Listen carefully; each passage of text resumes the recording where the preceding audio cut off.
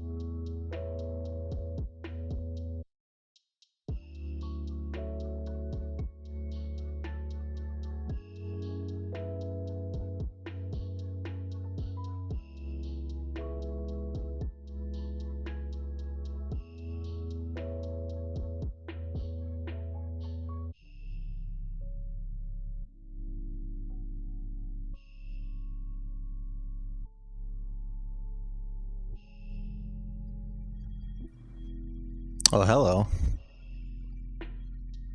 Yeah, I don't know how to start these things. Oh, that's funny. You've still got that old header image. Oh, yeah. That's Jesus. You're a pack rat. Oh, yeah. So No, I've got a couple of things. Yeah, this is Leon Live or or Reads or podcast that will probably never happen again. Yeah. I'm Greg. That's Eric. Yeah.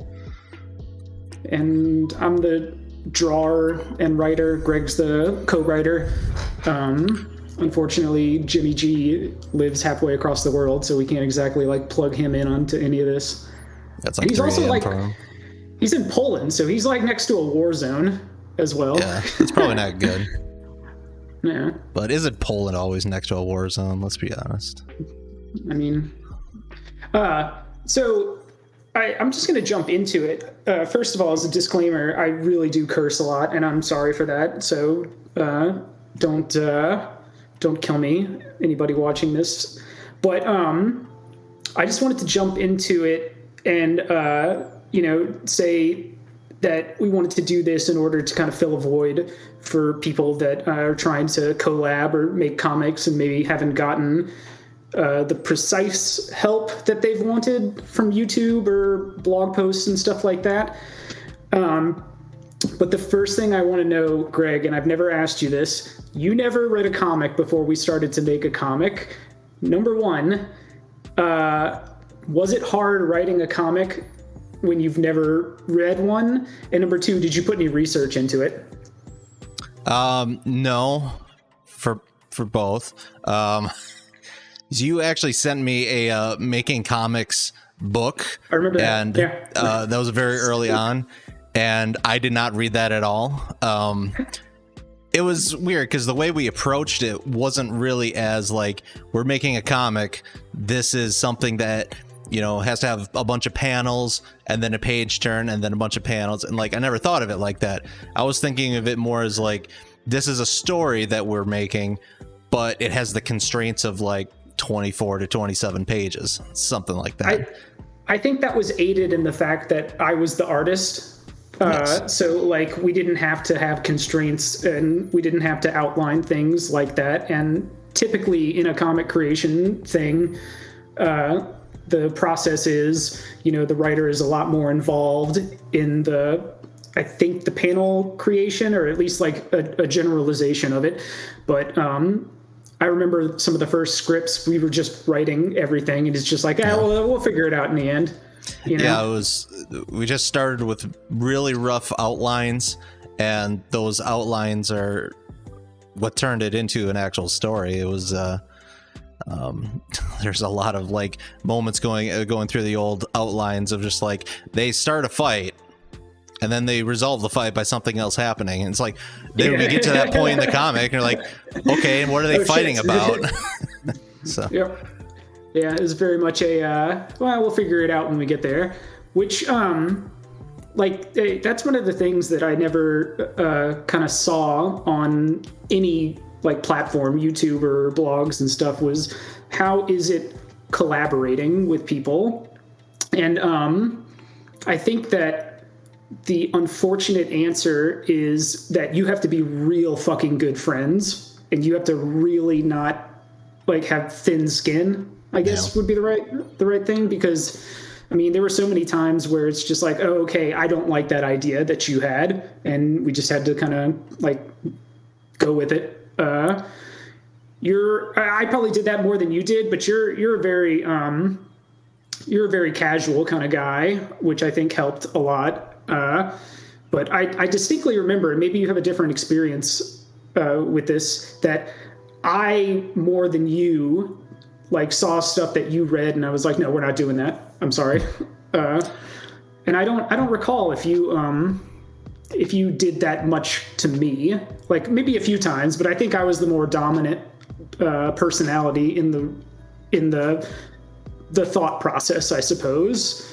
But I would say like, I don't think I had any idea how the story ended until like at least halfway through the creation process. Which is probably a mistake. Which is probably such a mistake. We didn't plan that out well. We had a rough idea, but yeah, ultimately where it was going was a bit of a mystery. So that was the hard part, was every time, we'd finish a chapter, move on to the next one, I'd kind of start outlining it, and I'd have to kind of ask you, like, where are we ending on this one? And that's partially because, like you said, you were definitely the more assertive one with the idea of where things needed to go, and then filling in the void and the gaps was where I came in, I think. It was when you sent me the original outline and we had like 10 issues in mind, I was kind of trying to remember when we decided that this is going to end on issue 7.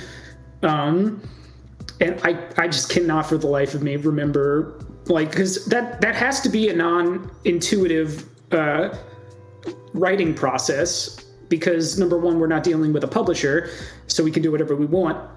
And so we can take a 10-issue story and just suddenly be like, nah, it's 7. Don't worry about it. Right.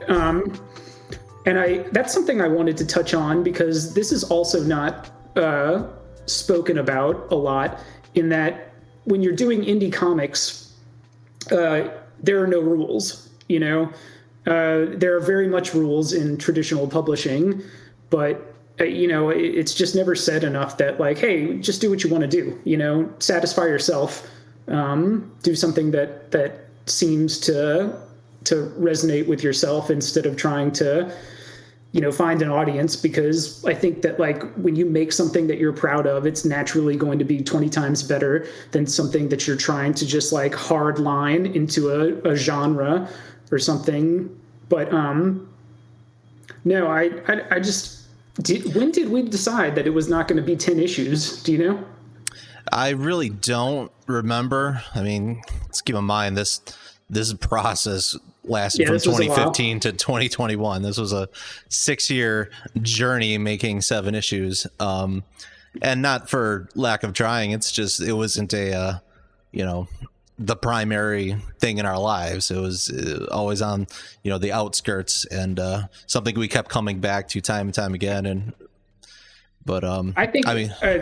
When I think about it, I also reminisce about how I don't think I was good enough of an artist to draw a whole thing. You redid the prologue and chapter 1 many times. That's something that I also wanted to point out, is that I definitely did. The one that lasted was when I finally took the plunge and just went to all digital instead of actually drawing it on paper and inking it on paper. I'm going to embarrass you right now. You're going to embarrass me? Oh, no. 10 years ago, I was not as good of an artist. Oh, dang. Yeah. Let me find it. But no, and that's the thing, is like, we did a, was it Heroes Con we did first, where we had the double issue. It was either a double issue or it was just the prologue in chapter 1. No, it was 2, because somebody on Twitter added me, and actually has a. Yeah, no, I know, old man gay over here. But, like, this motherfucker just, like, casually posted a picture of both of the original issues that he bought at the con. Like, he's got the original issue too with the.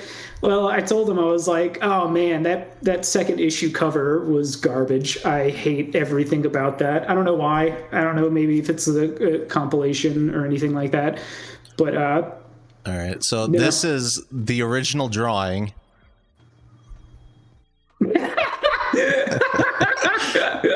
Pencils and everything. You know where that page is? That page is in my parents' garage. Where else would it be? And this is how it ended up. So I'd say you came a hell of a long way. I mean, color really helps, but Jimmy, colorists are not applauded enough, in my experience, for what they add to a page. I mean, like, Jimmy and Andy Poole, who worked on Stray, are 100% as much of an artist and as, contributed to the pages as much as I did. Like, when you look at an average page of Leon, and even Stray to a certain point, like when you see just like, oh, okay, what in this page is line work, and it's like fucking nothing, it's just Right. so black and white, difference with the colors. But since we're actually on this, so we came up with the idea after watching Jurassic World and thought that it was garbage because it was. And then we decided to come up with this idea. And I don't think we knew where we were going with it at the time. I don't think we knew whether it was going to be a comic or whatever. But eventually it did turn into a comic. And so, like, I wanted to discuss this immediately. How we avoided, because I mean, like, look at this page, how we avoided sexism. Because we weren't thinking about that in the first issue. We thought about that in issue like 3, but I think we did a really like decent job at like turning something that was originally about dinosaurs into women without being dicks about it, Yeah, because it's hard to justify that or try to explain away like, well, yeah, they're, instead of creating dinosaurs, they're creating genetically superior women who are supposed to basically, serve you as you as the master. But I think we, especially at the end, in the big fight between Tomoko and I Don't Care, really explored that deeply about the idea of servitude and you, like, being a clone in a world, being in a world that you weren't born into. And I think this was like kind of a natural thing because in the real world, some rich asshole would just totally do this. And I like the idea because that whole, I'm such an anime nerd, and that whole like senpai noticing you, when we turned it around in the last issue where it's like, so you don't want to notice senpai wants you to notice you, and the whole, like, I love the idea, and you came up with it. I don't remember when you came up with it, but you did come up with this idea that none of them, like Marcus and Leon, can never help the like their situation. They only make things worse for themselves, and they kind of flooded into everybody except for one character, I think, that like no guy ever does anything right in this story. And I don't know, I just I was always afraid of that because I thought it was gonna be a fun thing to do, and I thought that it would be an interesting thing that people would like. And it's like, shit, I don't want to, like, I grew up with strong women, I have 2 daughters.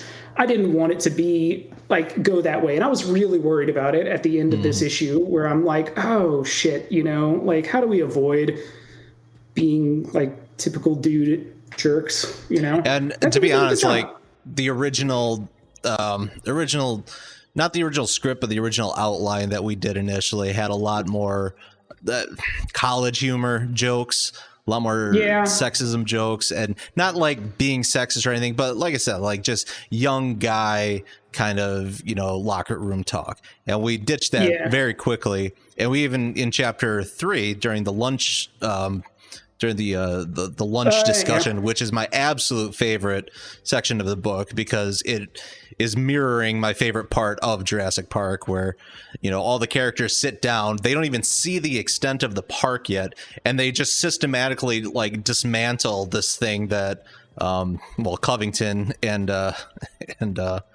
Hammond in Jurassic Park have built without even like seeing the extent of it. And I love that idea of keep bringing in all these experts and the experts saying like, this is a bad idea. And we touched on that during that scene about like, why would you, go through all this work if you're just basically making, something that's for sex? And he pretty much says like, well, they're not. It's implied. We don't say that. Yeah, it's implied. I really, I definitely think that we addressed. I don't know, like I can't. To the best of our abilities, without really delving into it. As 2 dudes with a child's humor, I think that we did the best that we could. But as far as this scene goes, like the prologue, I think that the prologue was reasonable. Like writing it was very difficult at the time. We didn't know what the hell we were doing, which is okay. You know, it's okay to not know what the hell you're doing. But I really think that it was a lesson for us in comedic timing, the transition between the prologue and chapter 1, because Checkmate Motherfuckers is just like the absolute like best way to describe the rest of the story. It's stupid humor.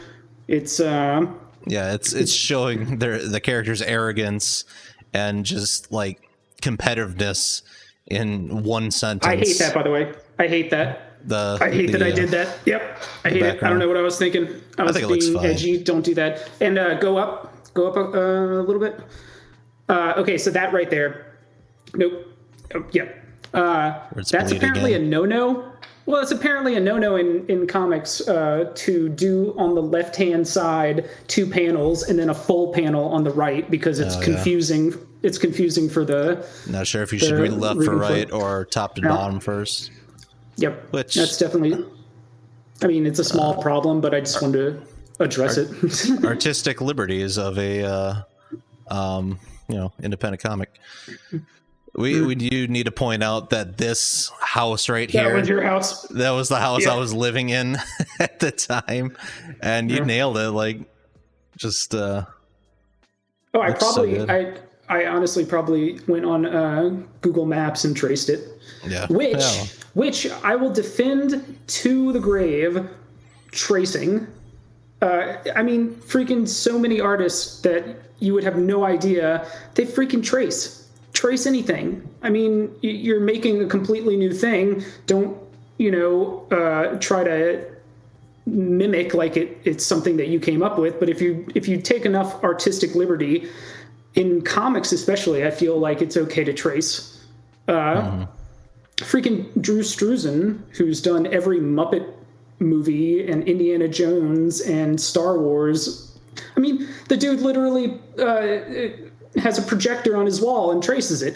It's just a thing, expediency overrules everything, I think. Well, I think it's the romanticism of like the suffering artist who spends 40 hours creating something from scratch and not being able to sell it.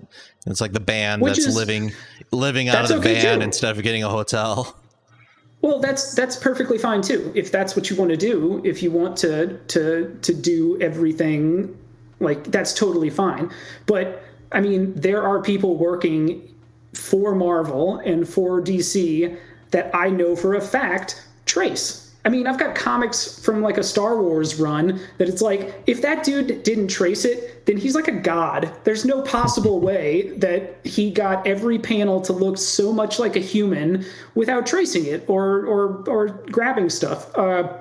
Me personally, I go to these websites that sell 3D models of things, like that you can insert into like your own project. And you have to purchase them, but I just go on there, like, because they allow you to like arrange them, to preview them. Just snap a shot, and then suddenly something that seems like it would be impossible is just like, all right, now I'm done.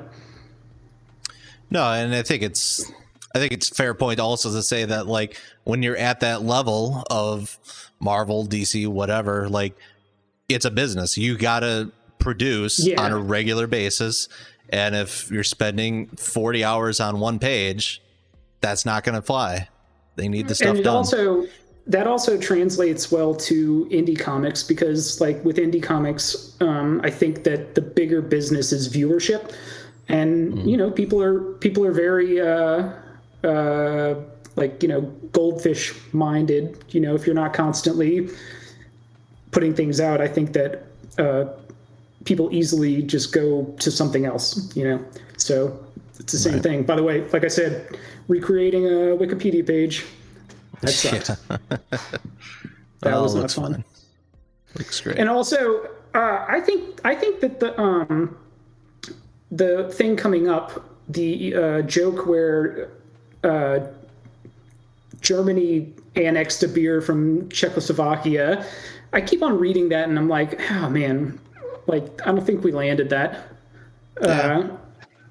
Is what it And is. this page, anybody watching this, don't fucking do this. Don't do this ever. It is so confusing where things should be because it's like, I don't know. I guess I'm not as good as the artist in Sandman. This page. Someone who doesn't read comics, like I can figure it out pretty quickly. Yeah, but that's probably because you don't read comics. you don't have this. I don't have the brain of the comic reader. You don't have the brain. I don't understand. Is Pound supposed to go before Scree? I don't get it. Yeah, but I will say, at the time, I was incredibly impressed by myself by the Scree and how it goes behind the legs. Yeah, it goes through their legs. Yeah. Front and behind. So not to toot my own horn. But this is another example of why colorists are awesome. Jimmy G, he did the background. Like, I had a really tight like conversational relationship with him. Like he would email me back all the time, and I would give my suggestions and stuff. But this is just some of the things where like he worked out perfectly for this comic because you got the beer that's slowly going down in the background, and even the splatter effects for the introduction of all the characters. Oh, yeah. These right here. Yeah. Like none of that was Eric. That was all Yeah, Jimmy. No, none of it. But he also he was very like, hey, can I do this? And there were like 3 times where I told him no. Every other time was like, yeah, absolutely. Can you put in more work for the same amount of money? Yeah. There's a lot of examples later on where he turned the panel from like, yeah, it's a good panel to like, this is a great panel. Yeah, he even added gags like the fly in the next coming pages. But yeah, what do you think about Milo's character, writing a character that just communicated via clicks? Like, well, I think it was. I question us on that all the time. I don't question it because if we ever revisit these characters, like Milo doesn't have to be that way. Like it was the joke was he was just the third roommate and leave him alone. Like that's his whole character. Like, well, I think about it because in the grand scheme of things, like I'm Marcus and like. You kind of spread yourself out over multiple characters as far as your I drew upon you for Leon very much, but clearly you look like Milo. But that was one of the things that worked out for our collaboration is because the dynamic between Marcus and Leon was very much the dynamic that we have in everyday life. I would start talking about something and you'd be like, what the fuck are you talking about? I would say you're not Marcus, but Marcus is the worst version of you. And I think Leon is the worst version of me because Leon is I mean, they're both neurotic. They're both competitive, which we're really not. But Leon is absolutely completely embarrassed by Marcus. So he turns that outwardly on him and just accuses him all the time. And Marcus doesn't give a shit about being embarrassing to Leon. Like, just like, no, this is cool. This is what I'm into. Like, Leon's like, why? And I think that we accidentally stumbled upon what I consider the perfect buddy comedy relationship. Like, we didn't mean to do that, but I think it definitely helps to have like the straight man and the person in the know, like, because all of this stuff, and you told me this very early on. You were like, dude, we cannot just throw a bunch of anime terms in there because nobody is going to get it. I don't get it. Right. And so it very much helped if you're doing something genre based to have like an everyman, like the Luke Skywalker is a common one where, you've got this whole galaxy and you've got this whole war that you need to explain to the audience, but you don't want to info dump to them. So you create a character that knows nothing about it and learn And the it character from, needs to from his discover eyes. it through his journey. It doesn't need, Yeah. you don't need Han Solo explaining the dynamics of the Empire to Luke. He needs to experience that by seeing the Empire presence, even on Tatooine, and so on. And which is not to say I'm trying to compare Leon to Star Wars, but it does help in the first 2 issues, maybe, to have something that one character doesn't know about. You know, if you're gonna start, like, you know, building on terminology that might not be universal, you have to have that character that is also ignorant of the terminology. And that's my favorite gag, by the way. That's right there. You know, we can barely. You know. This month looks pretty booked, but that's a calendar of June from 30 years ago. Tell me about it. You can see how backed up we are around here. Which is also another thing, and this is just an example of it. How difficult, and another group of people that are absolutely not sung as the heroes that they are letterers, because lettering is very difficult. Especially the first 2 issues, I had trouble trying to translate timing within bubbles, and right there, you know, where he says that's a calendar of June. Like, I used to try and do that to indicate a pause, but I don't think that's how it should be. And there's some, especially in issue 2, where it was unsuccessful and it made things more confusing. And that's just the process of learning how to letter, which is an entire job industry. So freaking hire letterers. Yeah. That was also, nope. The Africa joke, I don't know. That one always seemed kind of like a pun, you know, that was just like, whatever.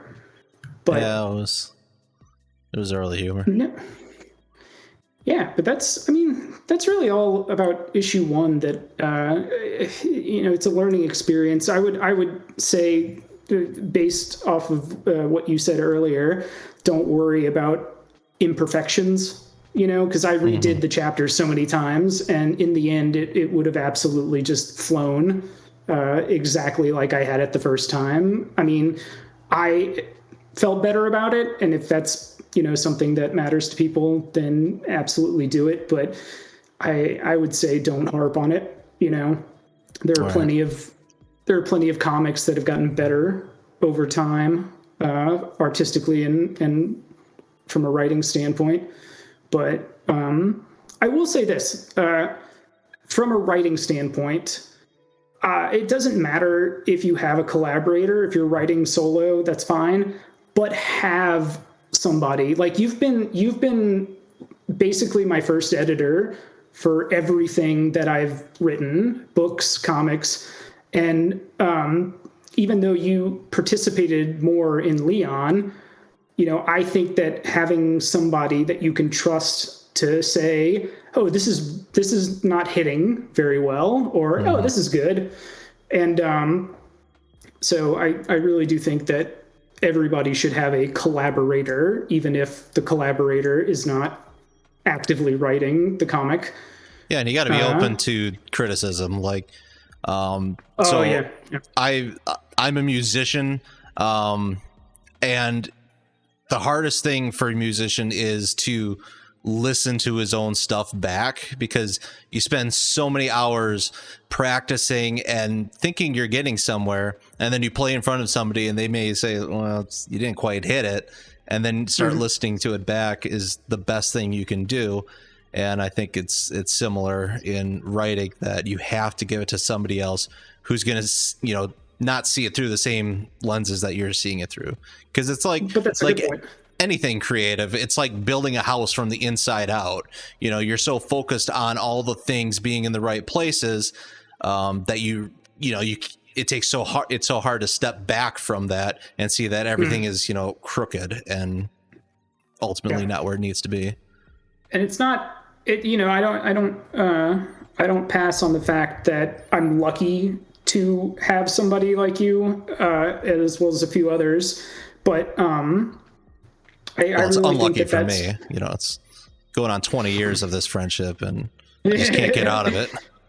But no, I think that that's the most important tool in a writer's toolbox, is to find somebody that you trust and you don't mind getting a no back, you know, and you know that they're going to tell you no on something. And if they tell you no, then you know it's a lot of no's. Somebody that you're not afraid to get bad reviews from.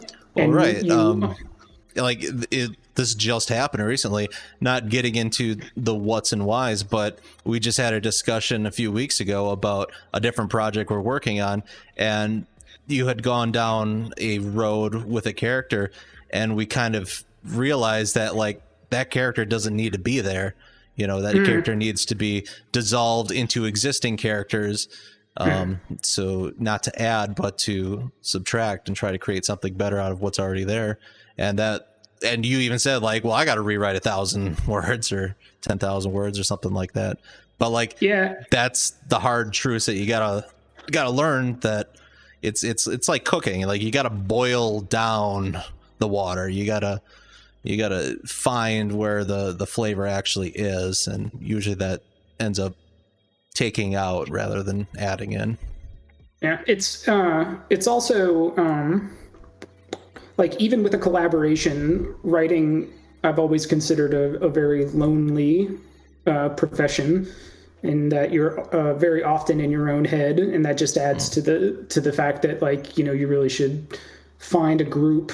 I mean, like, Reddit's an okay place to look for people, but Reddit's also a cesspool and should be demolished. It's a lot of people doing exactly that, stuck in their own head, seeing only through their prism.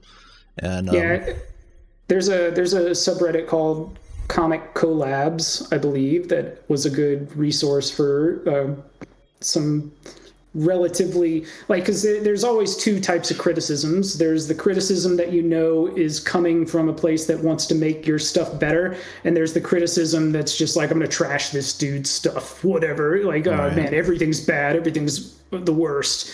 And you know, Reddit can be a hard place, but Comic Collabs was pretty good for the early stuff. I don't know, just I also I wanted to point out that I never considered that we had a good enough hook on issue 1. I always thought that the hook that really came about and made it for me was issue 2. I agree. I just wanted to know what you. I agree that it wasn't a good enough hook, but I think it's as good of a hook as that we could come up with, at least at the time. I think we did a fine job of creating some tension, or, you know, some bit of friction between this lawyer character and Sam Covington. It has nothing to do with Leon and Marcus. Yeah, they're just going on a trip, and, you know, it's kind of annoying Sam, but we can at least infer from the prologue in chapter 1 that, like, this trip that they're coming on, it's not going to go well. And I think that's fine, because you said before that there's no real bad guy in the comic until like the end of chapter 3. And yeah. That's hard, because I mean, it could be construed that the lawyer is a bad guy, and I think this is something that I really do think. I think that we were aided by the fact that this story was practically already written in Jurassic Park, and it's a movie that most people have seen. It's like something that almost everybody is aware of. And so I think that we were helped by that, where it's like, okay. And I mean, I really do think that anybody with a brain could tell that we were ripping off Jurassic Park just by Sam's appearance and the lawyer and stuff. Yeah, it's not subtle at all. It's not. No, you were not subtle whatsoever. Yeah, we weren't subtle at all. Especially with Sam, with Covington. I always wonder if, like, man, I should have probably changed him a little bit to just not be a complete picture perfect mirror from. Should we go into the story of why his name is Covington? That's a quick story. I mean, so John Hammond in the book, Hammond is a city in Louisiana, which is where Eric's from. And when we were coming up with a name, we had a friend that was living there, I think. And yeah, Covington, Louisiana. Yeah. Covington came up, and that's it. Yeah, that's how you found it.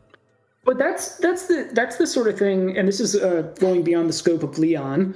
But I think people would be surprised at how writers in general get like names and places and people ideas, because you are from Wisconsin, and I was just like looking at a map of Wisconsin and found the word Omro, and Omro has been in pretty much everything. Mm-hmm. It's been like a world name that I've used quite a lot, and yeah. I think that sort of stuff is fascinating, where, you know, the random tidbits come from, because that's also a question that writers and creative types often hate, is where do you get your ideas from? Because the answer is like, where the fuck I want, you know? Right. There's absolutely no right answer to that. But yeah. But it is hard. It's hard, by the way. Naming things is very difficult. I also love just the subtleness of, you know, early on in this episode, they're arguing about, does putting your name on something mean that it's yours? But Leon has his name on this bag of chips that Marcus is eating. So he is absolutely like, just, you know, he's in the same boat that Marcus. Well, I know. I always like the gag where Leon looks in the fridge and he's like, huh, this isn't even my beer. It's like they were arguing over a non-issue, and I think that sets the tone rather well for those two, their relationship and all that. Yeah, and I think the two of them I really think work, because it really is just your standard male relationship of like, the fun thing about guys is that like it doesn't take much for them to become friends. It's usually like just a couple of things and like them being in the same vicinity, whether like they're working together, whether they're playing games together, and like the further that each other would dig into each other's lives, the more they would actually dislike each other. So a lot of guys like have these like surface level friends, and like that's all they need, because like you get everything from that. Yeah, I really do think that the only thing that they have in common is that they live under the same roof. Yeah. We made a little bit of a backstory at one point, but I don't think we ever went anywhere with that, because it's not needed. Because they're just a catalyst for a story, and those tend to be. I got a lot of negative feedback from Marcus in Ad Hominem, the book, in that he was the least interesting character. And I was like, well, yeah, because he's just like the catalyst for everything else that's going on. Right. And so I always like, because Marcus and Leon don't have an arc. There's no like, they learn something, they redeem themselves. They are the same at the beginning as they are at the end. And apparently that's kind of frowned upon, even though I think that's hilarious. You know? I think in a comedy sense, it's fine, because I mean, they're like you said, they're like the canvas that things are being painted onto.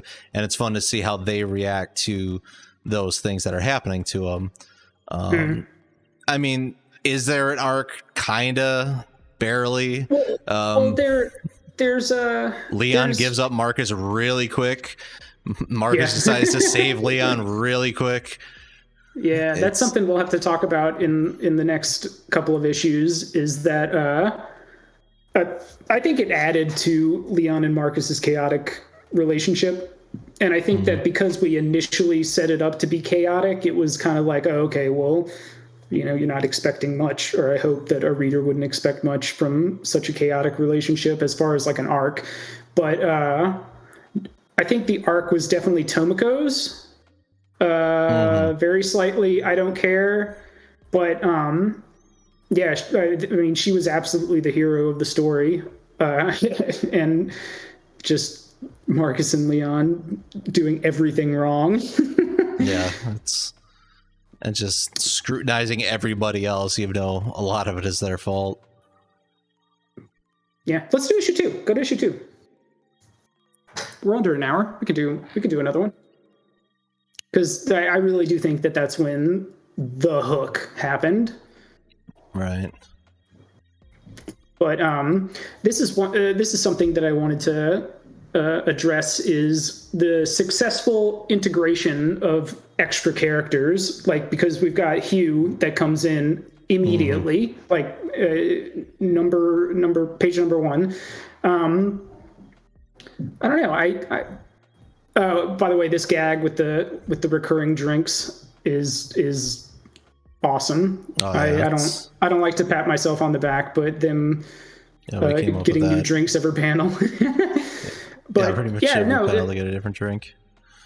I was thinking about this when we had first decided to do this, and for issue 2, one of my main points was, whether or not the introduction to Hugh was successful. And I came to the conclusion that, like, well, we actually introduced him in issue 1 at the end, and I think that served well to kind of segue into it, because hopefully the reader understood that, oh, okay, there's going to be some third party that joins, so it's kind of like, all right, you've already got a foot in the door. And I think it's interesting too that, like, okay, obviously this scene is like a huge ripoff of Jurassic Park, but it would have been, and we did know that we wanted a character for Malcolm in some sense. Actually, his purpose turned out to be different, but I think we did a good job to just not make Malcolm, because we both love Jeff Goldblum and Ian Malcolm in the movie, and I think we did a good job of creating somebody who wasn't that. It's a unique character that's kind of in a similar position, but they are completely different, and they're not. They're not a complete ripoff. Once again, we had no idea what we were doing at the time. None of this was conscious. We fell into success. But this is also the scene where the only info dump in the comic happens. This little sequence, which, by the way, this is a hodgepodge mess of nonsense as far as like gutters go and comic structure go.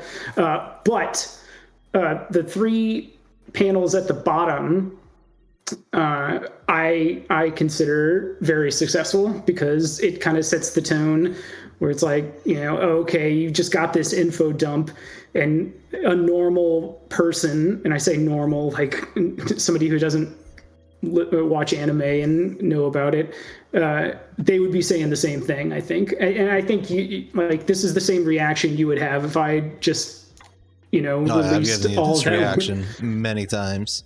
Yeah, it's just like, what? Oh, and that panel, we actually changed that. Yeah, we actually changed the whole what he was talking about. Do you have a copy of what it was? Somewhere I do, yeah. But it was... no. This was better. The only thing that I was worried about, once again, from a lettering standpoint, is how easily this would be.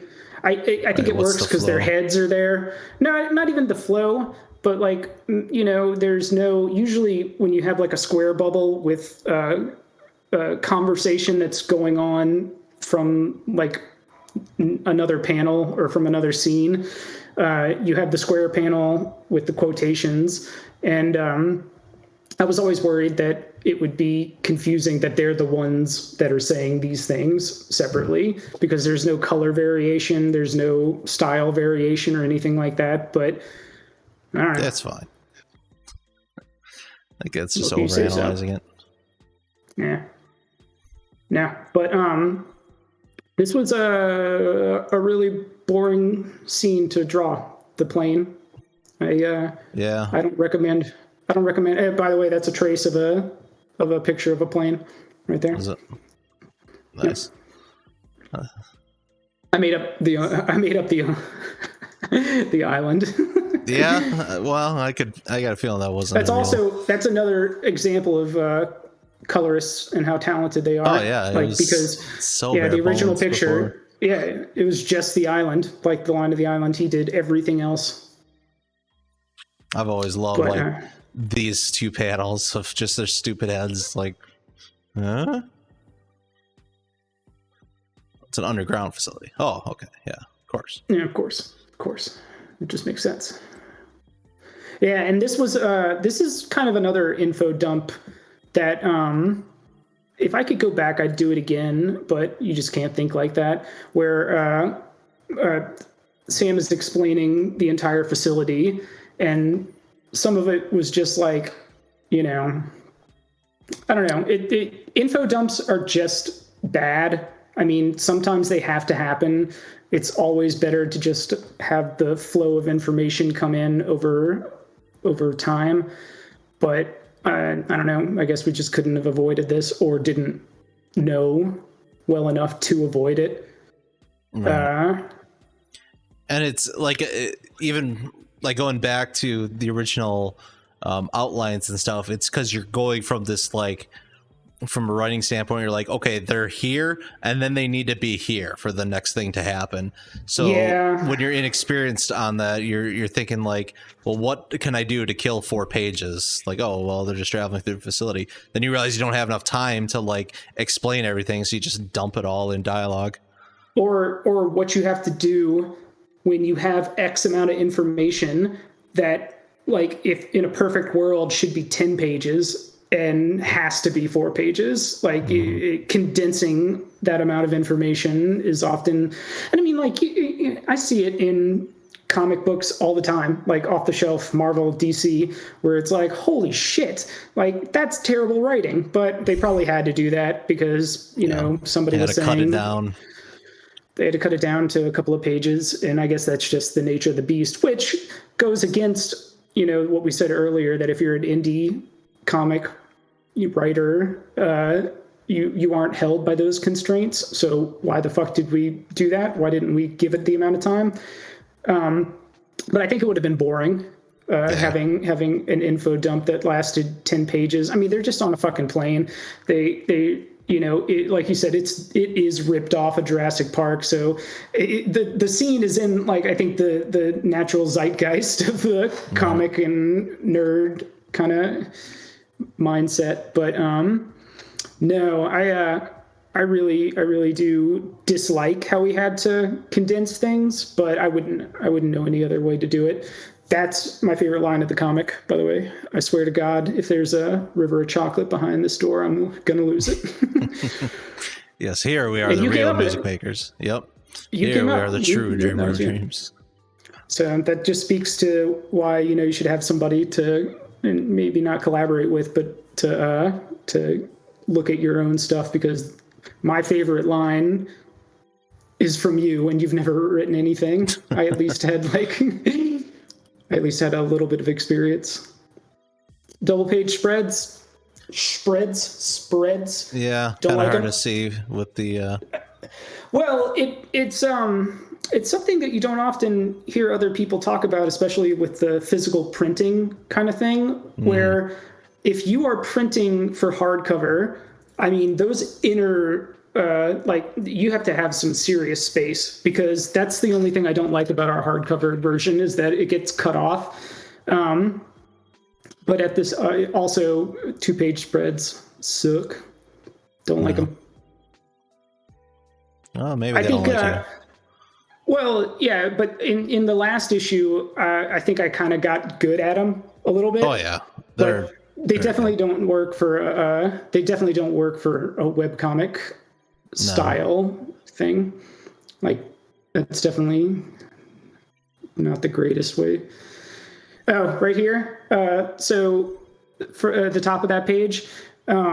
This was the first time where I kind of experimented with going out of the fourth wall kind of thing, with Leon poking his head around. Yeah, and I don't know how I feel about that. I think that we did it a couple of times. Yeah, we did it a few times. I don't think I've ever noticed that, actually, that he's peering around the panel. Yeah, he's around the panel. I actually stopped myself from going further and having his fingers on the panel as though he were pushing it aside. I think that can be successful, but I don't think that this was the right comic. I mean, it's not like Deadpool or anything like that where he's peering into the camera. I like Hugh Jackman. Huge Jackman. He's huge. Jackman. Yeah.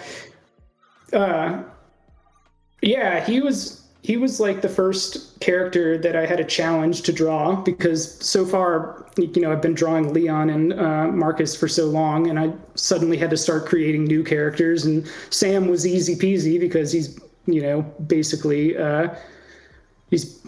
from the movie. But this was like the issue where it's like, oh crap, I gotta start creating other people.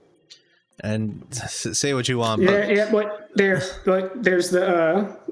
there's another example of like me trying to be a cool guy lettering, and I'm just I don't know.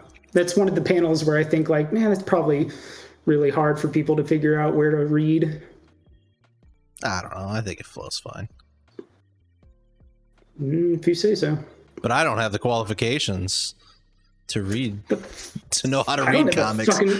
I don't have the qualifications to letter, and I still did it. This was all Jimmy too. Yeah. I mean, like he would send me stuff, and he's like, "Dude, is this too much?" And I was like, "No, go further." Absolutely.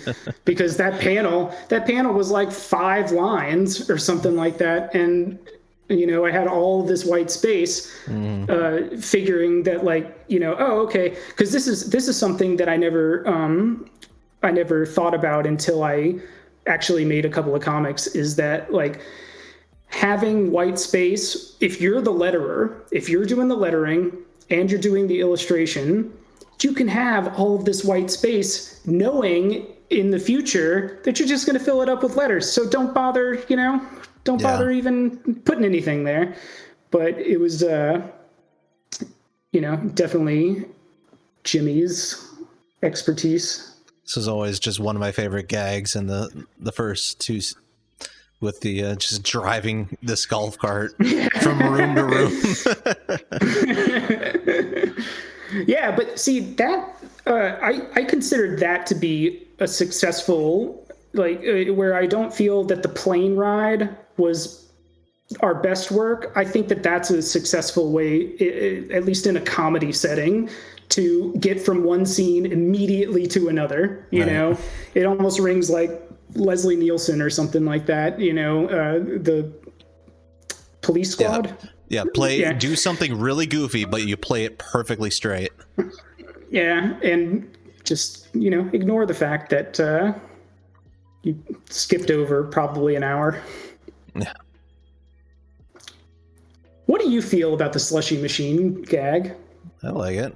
I don't know where we were. I don't know where we were with that. I don't know why we started it.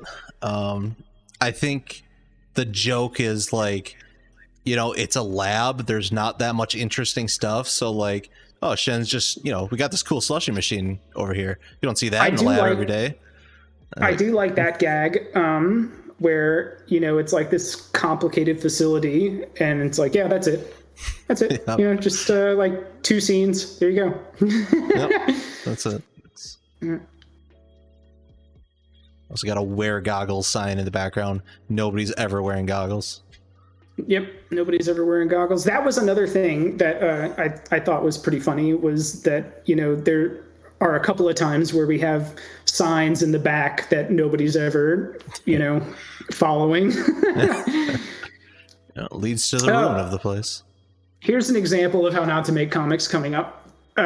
So number 1, at the bottom of this page, that's a great kind of like transition to show off two characters' relationships, where like at one point Marcus is literally threatening him, like, and saying like, I will put you through hell.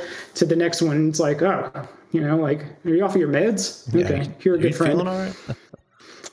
I specifically remember this page, the full page, being like, oh shit, we have to have. So one thing to consider when you're making comics is that if you're going to put them in a physical format, the page turn is so important. Like if you have something that you want to be shocking or jaw dropping, you put it on the next page so that, you know, when you turn a page, you read the left page, but you see the right page. So it's less like, holy shit. And I remember I was just getting into that, where it's like, oh man, I want something 2 pages later to be on the page turn, but I don't have a page to like fill it in. And I just, and like, you had to, you know, pound that into my head, because I don't think of that at all. Like for me, it's like, oh, we're on page 18 of, you know, whatever, 27. And you're like, no. Like 19, like we got to have evens and odds. Like it's got to happen on an even page. Like, what does that matter? Just move things around. I don't care. But it absolutely fucking matters. While I don't read comics, I do read a little bit of manga, and you know this. I read a lot of Junji Ito, and Junji Ito is fantastic about that, about having the big jump scare right on the other page. Like he really sets you up, and then you flip that page to see something absolutely horrifying. Yeah, and it wasn't the next page. It was 2 pages later when you get the character creation screen, because we wanted that to be. We wanted that to be like the, oh my God, that's ridiculous.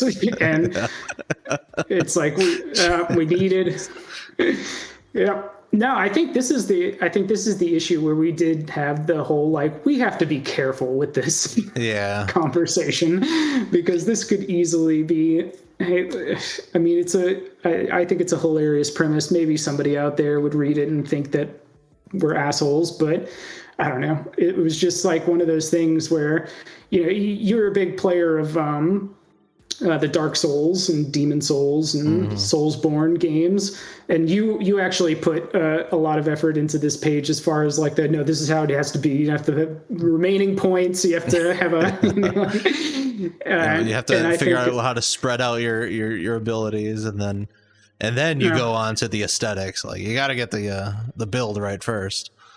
Yeah, and 2 pages after, so this was something, or one page after. Just very subtly, like, this idol has 0 points attributed to her, and she's 99 or 97% stable. Like, they'd almost prefer you not putting any attributes into the system. So this was a very fun page to draw, and it was another one of those things where I didn't know if it would be understandable to somebody that's just coming in and reading this, but you know, I've been watching anime my whole life, and there's all these tropes, just general things that you see a million of, and so it was basically like picking and choosing which ones to do. But one thing that I find funny is that like the first 3 panels, all the anime tropes are like typical, and then we get to the bottom. Yeah, they're just like, really like boring. They're just real normal people. Yeah, except for Tomoko's glasses. That's the only like weird thing. Yeah, which I love Tomoko's design. Like, well, really... that was one of the things is that I think that for the cohesiveness of a comic, like you can have jokes like that. Like we have the joke of in issue 3, I think, where Leon finally gets poised as Leon Trotsky, like a real to life thing. You can have gags like that, but if you're creating characters that are going to be a main staple in the entire comic, it's like you can't go bonkers unless that's the joke. You know, we wanted these characters to be, you know, not only in line with the design of the rest of the comic, but Tomoko, we had plans on doing other things with her. And so it's like, we cannot make the final characters these just like wackadoodle anime wide-eyed nonsense people. Yeah, and I think Yeah. it was also like it's a lot more evident later on when these characters are all in the same room together. But man, again, Jimmy killed it with matching Yeah, the yeah. colors to match each other's in kind of a Well, a that's reflection. actually, yeah, that's something that I talked to him about in Yeah. great detail. Is that like these characters need to be obvious in their relationship to Marcus and Leon, and so that was a color specification that their palettes match and shit. Mm-hmm. But no, that was yeah. That I mean, like I said earlier, creating new characters is a nightmare. It's an absolute fucking nightmare from both a drawing and a writing standpoint. And once again, it was good to have you, somebody to be like, I don't like that. I like that. That's another page I don't like, by the way. What The whole, like, dripping? the whole, well, the long panel, the long vertical panel. And it became evident when we put it online because it's like, that's fucking hard to read, you know? Mm-hmm. And I think that's something that not enough people that I read comics online take into account. Like, it's something that I find a lot in. There's this website, I can't remember the name of it, but it's like Webtoons, I think, where they have this format where it's not multiple pages, it's just one really fucking long page. And so people do all of these weird things to kind of mimic like, you know, a natural reading. And I often find that it's a failure for me personally. But once we started putting this online, especially after I think issue 4, I started really trying to pay attention to panel structure and page structure. And this is where I think the real hook was this particular issue. Yeah, it's that, and that hook, I mean, it's explored later. When we do chapter 3, we'll talk about this in further, but it goes extremely fast about why this character becomes a bad character. And like I said, we'll talk about that later, but oh, that's interesting. Do you not think there was enough we struggled with that a long time during chapter 3. You're flipping back and forth between the lunch scene and the interview between Don't Care and Shen, and it goes extremely fast, in my opinion, to her turning and flipping, basically. Well, I don't know. I think, I mean, villain motivation is definitely something that I've always struggled with. Everybody struggles with. Look at blockbuster Hollywood movies. It's so hard to create a good villain. No, but I really like, in the end, I think I put this on one of the documents that we created, a villain that isn't wrong. I think those are often the most successful villains that I watch, where it's like, oh man, they've got a point.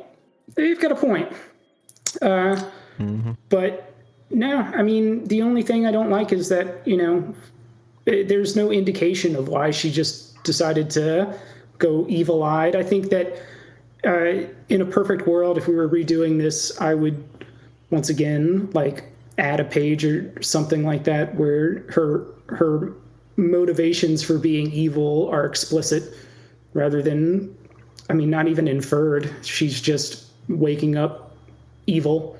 I do want to point out that so issue 1 was roughly completed around the second half of 2015.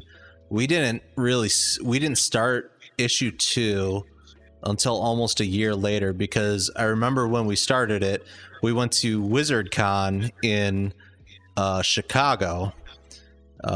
We did that trip and we were walking around, you know, doing the 2-3 day whatever thing, and we came back to the hotel and like we were just really unimpressed with a lot of the stuff that we had seen, and just gained a lot of motivation. And I'm pretty sure we hashed out that entire script for issue 2 in one night, Yeah, just in the hotel room.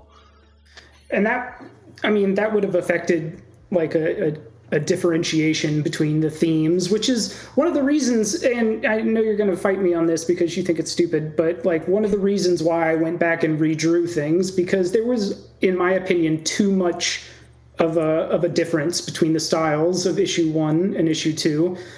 I know, like, you kept on telling me, like, it doesn't matter. It's just like, we already have that done. But well, I don't know. I mean, in the long term, I think it was a good idea that that you kept redoing it. It was getting annoying sometimes to be like, all right, we're on chapter 5. Let's start this thing. He's like, I'm redrawing 1 and 2, so I'll be back in a month. So it's like, but no, we gained so much momentum in the second half of the creation of this whole comic, and the last 4 issues just flew by, and I think it. Yeah.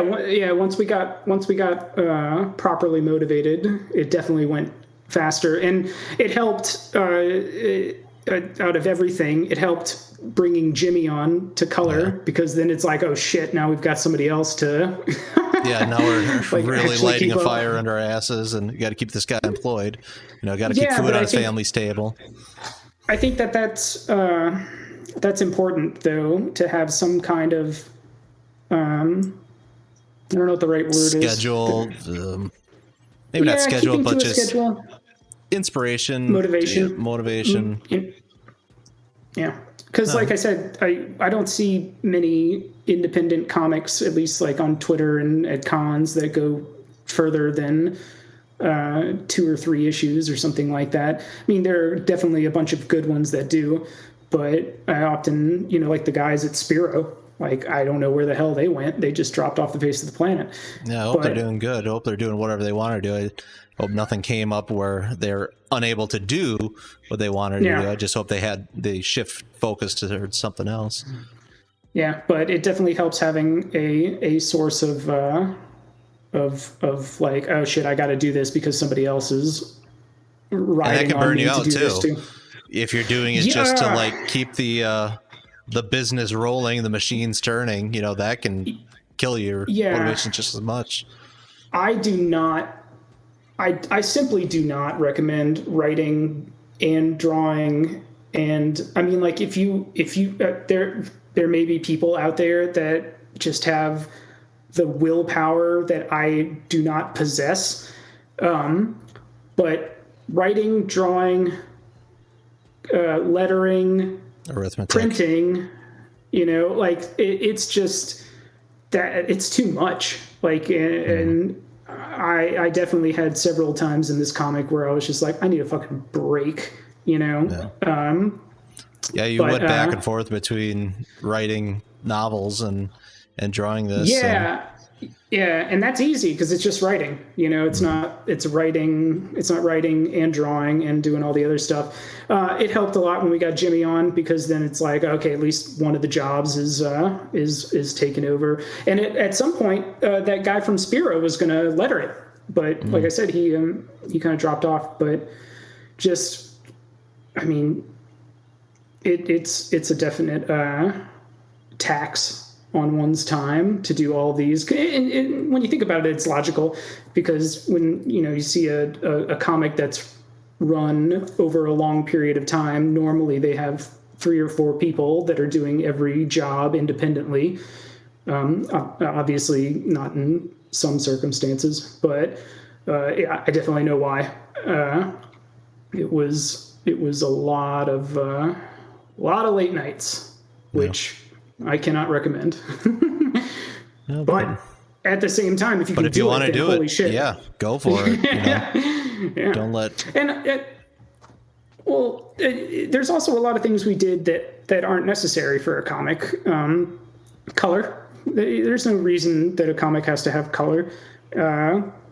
You surprised that on me. You were like, "Hey, by the way, we're getting colors, and he's going to do the whole thing." I'm like, okay. Yeah. Totally no reason to do that. Like, I did several of the issues of Little Odd. When I was doing that, I just did black and white and grayscale. So totally not necessary. I mean, you can make a fucking comic off of post-it notes. Whatever works for you. But And you should. Yeah. Be creative. I mean, if you got an idea, being creative is. I mean, I guess it's more prevalent these days because the internet gives everybody an outlet, which is great. But there are tons of people that, I mean, like you and I have personally met that are like, oh man, I wish I could do a comic. And it's like, well, what? Like, do it then. What are you waiting for? Yeah, it was a case of that. Like, oh, I love drawing and all this back in school, but I gave it up. And it's like, well, you shouldn't. Like, even if there's been, a lot of time in between, like, just being creative is just so good for, like, just your view on life, because any job can really just drain your soul. So, like, it's also important to keep in mind that, like, being creative doesn't mean that you might get paid for it. A lot of people don't, and it takes a long time to make any money out of any creative outlet, whether it's art or music. But if you're persistent and you're smart about it, then maybe someday you can. And that shouldn't be the primary motivation, I think. Well, persistence is, I think, the key word. Where it's like, somebody makes 2 issues. I can only speak for comics and books and stuff. I can't speak for music. But somebody makes like 2 issues of something, and they don't like immediately get picked up by somebody and given this big, thing. I think that's something that's overlooked a lot. What you were saying is that a lot of the people that you admire that are successful in, I'm guessing music, but definitely in comics and stuff, like, if you look into their history, there was a very long time where, they were stealing chicken wings from the buffet, and just absolutely doing piss poor. And that success should be measured by, like, your own. The body of work is how I measure success. What have you put out, and how much have you put out, and have you grown over that journey? And that's, in my opinion, that's the only way to get better at anything, is to just keep making stuff. Like, you're never going to be satisfied, but you're going to get better. Make the mistakes, learn from the mistakes, have a little humility with what you're doing, take criticism, but be persistent and just keep making stuff. Yeah, I think that's, if nothing else, then there should be a showcase of, because most of the stuff we've talked about is like, hey, we did that wrong, or like, we totally flubbed that, but like at the same time, it's like, okay, we still did it, and it's fine. You're going to be your worst critic, and very proud to have it complete. There's a long time I didn't think we were going to complete it, and that's fine. It was a fun project, and I'm really glad we did it, and I'm really, really glad we finished it. Yeah, holy shit. That was one of the biggest things, was like a sigh of relief where it's like, it is finished. God, it's over. But it also took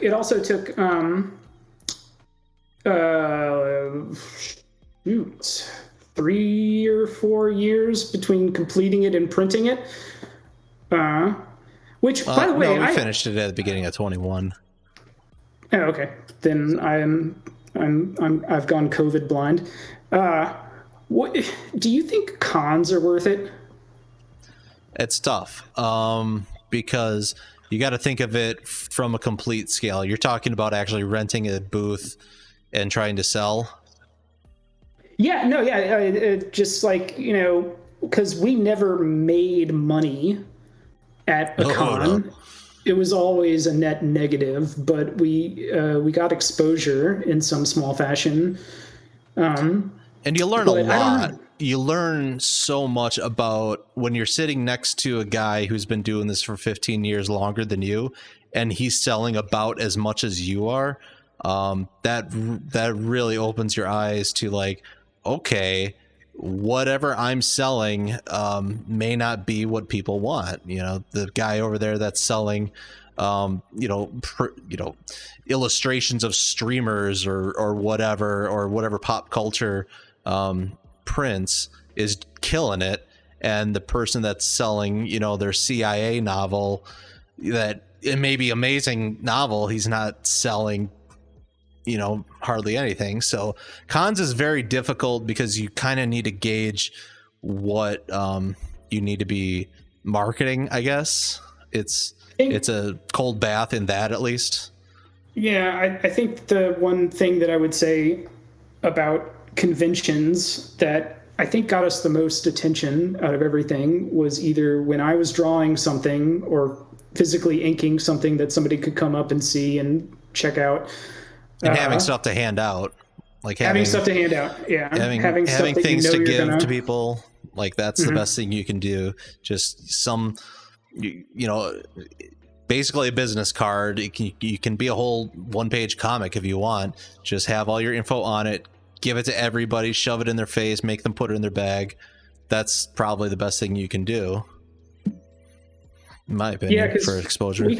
Because that was what we were planning on doing before COVID hit, was printing out like the 4-page Attic Ghost and just being like, dude, we're just going to eat that price because hopefully it'll get people coming back and looking at our stuff if we have something for free. But I don't know, man. Cons were, I know they were rough for you. I know that like they were totally ass it was nice to have a place to sit down in the middle of this 40,000 people walking around all day.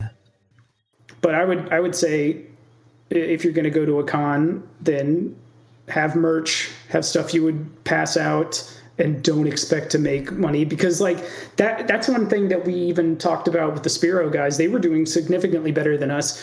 And that was one of the lessons that we learned, is that they're not even making even, the only people that are making even are the people selling swords. And like you said, the people selling and face paintings and whatnot, or ocarinas. And or the Spiro guys, you remember the Heroes Con we did, their stuff didn't show up until like the second day. Like they were missing a bunch of their books, so they didn't have a whole lot to sell. That's something we didn't ever have to deal with. Even that is probably an issue for a lot of people, is that we could always box our stuff in 2 or 3 boxes and kind of head off. But if you're selling like a bunch of shit, then that's a whole other. And you have to fly monster. in and fly all of your gear. And both cons we did, we were local in some sort that we could drive all the stuff. Yeah, so that's where I'd leave that. I'd say local ones were worth it for us. And smaller the better. Like, I think, like, don't go to Comic-Con, don't go to WizardCon and get a table, because nobody's going to come up to you. People are there to see the celebrities. That was eye-opening, and it makes total sense that like nobody's buying comics at Comic-Con. At least like, I mean, like, there are people that are going through the comic shops that have like all the old stuff. There are people that are just blockbuster hits of the comic world that are clearly getting, like Scotty Young had a line around the corner. They have the internet social pull to like actually fans come there to meet them. Like, who did you meet at I want to say it was Heroes Con. Was it Neil Adams? No. Was it Calvin Hobbes writer? No. Oh, it's right up there. Bill Almond, the Foxtrot guy. And Bill, that's a perfect example, because Bill Almond, or Ammond, I don't know how to spell his name. I even met him and I don't know how to say his name. So he is internationally known, was in hundreds of newspapers around the country. Nobody was there for him. Like nobody. I walked right up, and the dude looked like he was in the most miserable time of his life. So that's a perfect example. Like, this dude defined my childhood from comic reading, and he's just sitting there with his wife, just like chilling. Yeah. Just drawing something. He's waiting for somebody to deliver Chipotle. Like my food got here, guys. Can you kind of go away now, please? Yeah, seriously, that's a perfect example. And I think that like that's demoralizing for a lot of people. I mean, it wasn't really for us because we were just doing it as an experiment, but it's demoralizing to be like, oh, look at this awesome thing I've created. And it totally is awesome, but you know, not everybody can buy everything in the con. Yeah, not everybody can. There's like 4 Funko Pop stations that are just, you know, taking the money out of everybody's wallets as that walks by. Like, you know, and it is hard. It's hard to throw $20 at every, you know, comic stand that you like because you run out of money pretty quick. In the end, though, making friends and connections and just seeing the business. Like getting a feel for like independent, you know, what to expect, like everything. It is a business if you want to treat it that way, or you can deal with it or treat it as a hobby and say, this is going to cost me money, but the experience I get from it's going to be great. Yeah, I mean, like, you know, you can spend thousands of dollars on Warhammer figurines and nobody bats an eye, but you decide to spend $350 on a comic stand and you don't sell a single thing. It's like considered a failure. It's like, no. So it was a ticket to Disney World. It's the same thing. But yeah, I really do think that it's valuable for the connections. And like, I think that we sold more and bought more from people that we met that were also there. Like people that were just walking by, you know, took one look at us and then moved on.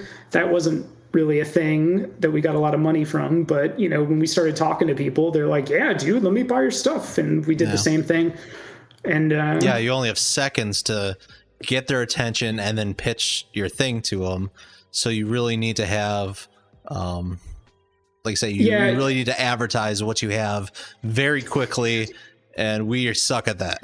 We're terrible. Yeah, I was about to say, you need to not what's your comic about? Oh, all right. Have you seen Jurassic Park? Like, when you got to go into a 3-minute ordeal explaining it, it's hard. Yeah, we were not good. It's a hard sell. Not good. Yeah, and I find that at least the people that I met, that creatives making comics are very rarely those kind of people that are just going to be like, you come over here, I've got a comic for you, buy it. You know, it's it's almost always their spouse, a humble kind of person that's like, yeah, this is my comic, I guess it's good, please. It's like, but yeah, I don't know. We need to do another con. I mean, now that COVID's kind of, we're forgetting about it and shit. Yeah, for it. No, Heroes Con is coming up next year. I'm seriously considering getting a booth. Yep. But for right now, I've got to go put my girls to bed. Yeah, we'll call this a good discussion on issues 1 and 3, or sorry, prologue 1 and 2.